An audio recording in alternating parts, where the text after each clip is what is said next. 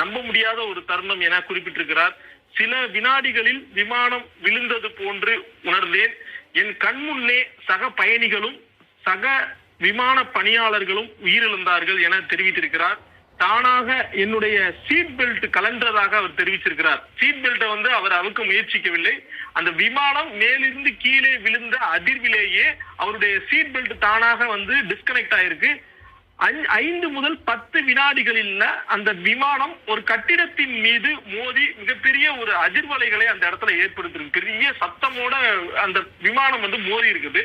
மோதும் போது நல்வாய்ப்பாக அவர் 11A என்கின்ற ஒரு இருக்கையில அமர்ந்திருந்தார். அந்த 11A இடது புறத்துல ஜன்னல் ஓரத்துல அமர்ந்து இருக்கக்கூடிய ஒரு இருக்கை. அந்த இருக்கைக்கு அருகே விமானத்துல மிகப்பெரிய ஒரு பிளவு ஏற்பட்டிருக்கிறது. விமானம் விழுந்த அந்த அதிர்ச்சியின் காரணமாக அந்த பிளவில் இருந்து நல்வாய்ப்பாக ரமேஷ் வெளியே